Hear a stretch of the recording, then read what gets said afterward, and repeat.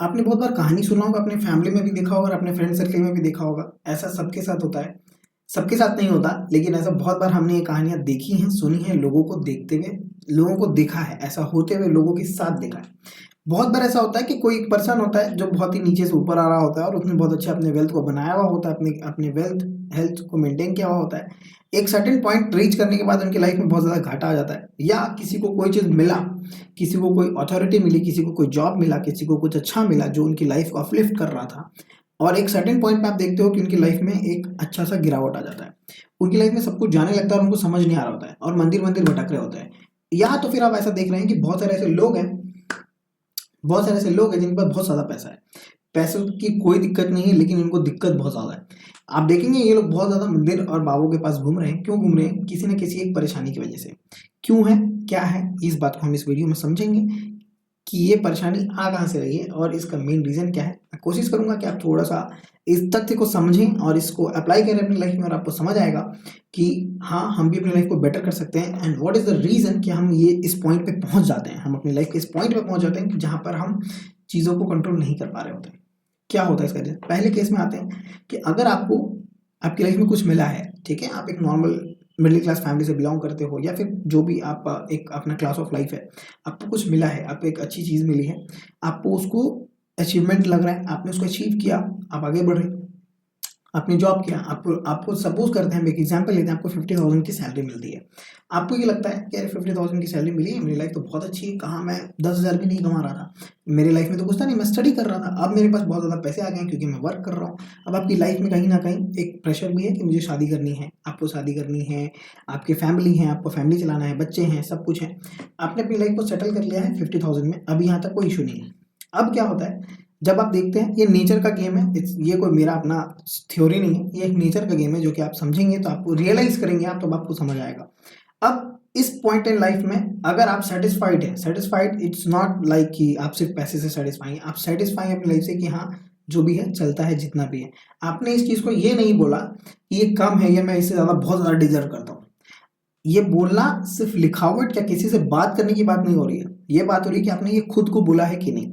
अगर आपने ये खुद को बोल दिया है कि नहीं, मैं से बहुत ज़्यादा डिजर्व करता हूँ, या मेरी तो बहुत ज़्यादा वैल्यू होनी चाहिए, या ये पैसे तो कुछ भी नहीं है, मुझे तो बहुत ज़्यादा पैसे चाहिए।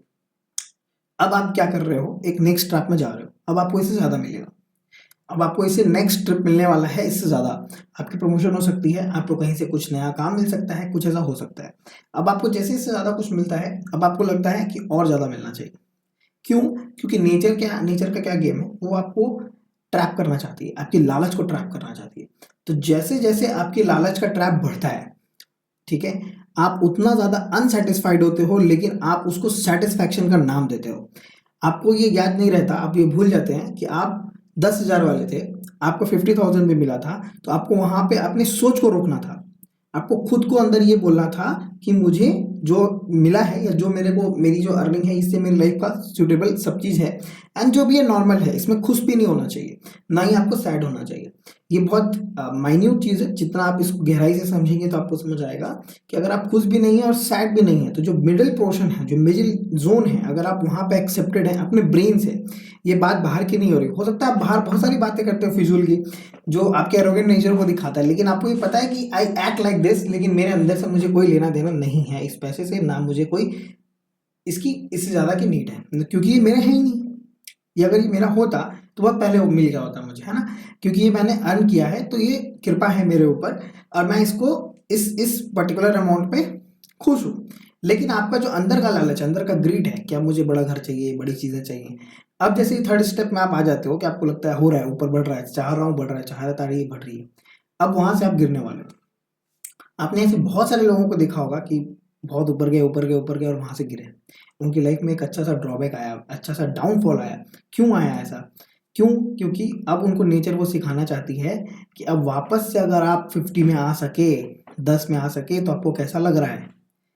आपका जो अभिमान था, आपका जो अंदर का जो मन था, जो इतने ऊपर आ चुका था कि आपको अब एसी के बिना नींद नहीं आ रही थी, अब जब आप नीचे आए हो, तो अब आप अपने वापस बेसिक में आए हो, तो आपको कैसा लग रहा है? तो जब भी हम वो ऐसे वापस उस तल में आते हैं, तब हमें ये रियलाइज होता है कि ये जो मिराज खड़ा हुआ था, इट्स काइंड ऑफ क्लाउड। अब आपके पास जो नेक्स्ट स्टेप है, अगर आपने अब भी समझ लिया इस चीज़ को, आपने थैंक्स किया नेचर को कि आपको ये टीचिंग मिली है, अब आपका जो नेक्स्ट स्टेप है वो अच्छा होने वाला है। आपको इसका ग्रीड भी नहीं है, लेकिन लोग क्या करते हैं, जब वो गिरते हैं तो वो इतना परेशान हो जाते हैं कि क्या हुआ मेरे साथ, ऐसा क्यों हुआ कि मेरा धंधा अचानक से बंद हो गया, ऐसा क्यों हुआ कि ये सारी चीज़ें ऐसे ऐसे नीचे आ रही हैं। अब वो लोग ढूंढ रहे हैं अपना आंसर अंगूठियों में, जेम्स में, यहाँ वहाँ ऐसे वैसे।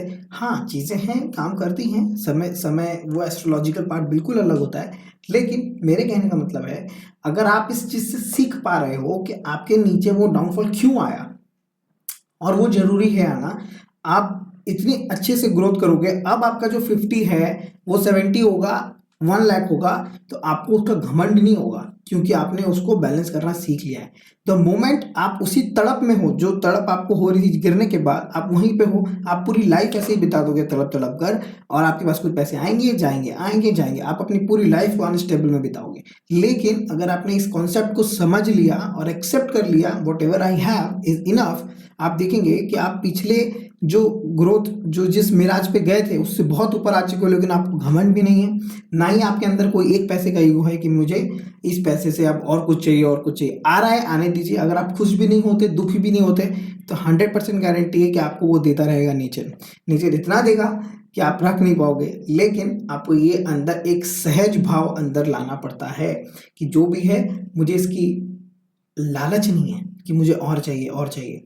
आप जहाँ पे लालच भी होती है, लेकिन वो कॉन्शियस लेवल पे होनी चाहिए।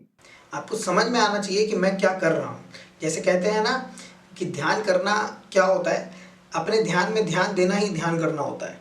यही कॉन्सेप्ट है कि अगर आपको पता है कि आप ये काम कर रहे हो, तो आपको कोई साइड इफेक्ट नहीं आते उस काम का। लेकिन अगर आपको नहीं पता है कि आप ये काम कर रहे हो, आपके अंदर वो नेचर आ रहा है, तो वो चीज़ आपको वहाँ परेशान करेगी ही करेगी आगे चल के, और आप नीचे गिरोगे। और आपको उस समय भी नहीं समझ आया तो आपको पूरी लाइफ नहीं समझ आ सकता है वो चीज़, वो गेम आपको नहीं समझ आ सकता है। हम एक छोटे से घर के लिए पूरी ज़िंदगी बिता देते हैं। आपको पता है, जैसे बड़े बड़े लोग हैं, जो आप बातें हैं, बड़े बड़े लोग क्यों परेशान रहते हैं। जैसे कि उनके पास एक फ्लैट है, अब उन्होंने एक फ्लैट और खरीदा, रहना तो एक ही में, ऐसा तो नहीं एक रात वहाँ सोते हैं दूसरी रात वहाँ सोते हैं, रहना तो एक ही फ्लैट में। आपके पास 10 फ्लैट है, आपके पास 10 प्रॉपर्टीज हैं, 10 फ्लैट्स हैं। आपने ये भूल लिया, आपको आपके दिमाग में ये चीज़ नहीं है कि मेरे पास कुछ नहीं था, मैंने जो बनाया है, जो किया है, वो आया है कहीं से। ठीक है, अब किसी एक प्रॉपर्टी में डिस्प्यूट आता है, आप उसको केस लड़ने के लिए पूरी ज़िंदगी बिता देते हो। आपको कोई एक इंसिडेंस होता है, आपको पूरा इतना ज़्यादा परेशानी होने लग जाता है कि मैं कैसे हार सकता हूँ। आपके अंदर वो रहता है कि how can I lose the game. क्यों? क्योंकि आप जीतते आ रहे हो। तो जब हम हार मिलती है ना बड़े लोगों को, तो उनको परेशानी होने लग जाती है कि ये नहीं हो सकता है, तो वो अपना पूरा एनर्जी, पूरा सब कुछ डाल रहे हैं, वो उस चीज़ को छोड़ नहीं पा रहे हैं जो उनका 10वां 11वां है। आपको ये पता नहीं कि आप एक ही में रहने वाले हो। हमारे पास बहुत ज़्यादा ऐसे केसेस आते हैं, तो मैं बता रहा हूँ, वो नहीं छोड़ पाते। It's a kind of impossible thing कि जैसे कहते हैं ना, दो भाई हैं, उन दोनों का डिस्प्यूट हो गया है, ठीक है, बहुत अच्छे वेल्दी फैमिली से हैं, इन दोनों को इतना इतना मिला है कि ये पूरी जिंदगी भी खा पी के अच्छे से लाइफ जिएंगे, बहुत अच्छे से लग्जरी लाइफ जिएंगे, तो कोई दिक्कत नहीं आएगी। लेकिन किसी एक फैक्टर के लिए दोनों ने अपनी जिंदगी खराब कर ली। इतना लड़ लिया कि दोनों का करियर, लाइफ सब खत्म हो गया। दोनों का हेल्थ इश्यूज आ गए, दोनों की फैमिली में डिस्प्यूट्स आ गए, सिर्फ एक चीज के लिए। और जो सात सात फैक्टरीज हमारे पास थी, उसका उनको कोई दिक्कत नहीं था, ना खुशी ना गम। ऐसा उनके साथ वो गेम चल रहा है। तो ये चीजें क्यों आ रही हैं? आपको ट्रैप भी साथ में दिया जाता है। जब आपको खुशी दी जाती है तो उसके साथ ट्रैप भी दिया जाता है। मेन पॉइंट ये है कि अगर आप इस ट्रैप को समझे कि मुझे छोड़ना सीखना है, कि जो जिस चीज के लिए मैं लड़ रहा हूँ, अगर वो मेरा सर्वाइवल नीड नहीं है, तो मैं उसको अगर छोड़ने की ताकत रखता हूँ, तो मैं छोड़ने के बाद देखूंगा कि नेचर मुझे उसे डबल देती है। मेरा लालच वहां पे भी नहीं है कि मैं इस चीज को लालच कर रहा हूँ कि मुझे नेचर देगी, लेकिन अगर आप उस चीज में सहजता लेकर के आते हैं, तो आपको नेचर इतना देती है कि आप सोचते हो और एक दिन थैंक्स करते हो नेचर को कि ये क्या हो रहा है। तो ये थोड़ा सा हेलीकॉप्टर व्यू से अपनी लाइफ को समझना चाहिए, और इन दोनों बातों को और अगर आप डीपली समझेंगे तो आपको चीज़ें और अच्छे से समझ आ पाएंगी कि क्या मेन रीज़न है कि जिसकी वजह से मेरी लाइफ में प्रॉब्लम आ रही है। क्या वो मैंने खुद क्रिएट किया है, या मेरे ही एक्शन की वजह से, मेरे ही ईगो की वजह से वो प्रॉब्लम क्रिएट हुई है। अब मैं अभी भी इस प्रॉब्लम को लेट गो नहीं कर पा रहा हूँ। कि जो चीज़ें मुझे बेसिक नीड्स में चाहिए उससे ज़्यादा के लिए मैं लड़ रहा हूँ, जो कि अभी वैल्यूएबल भी नहीं है।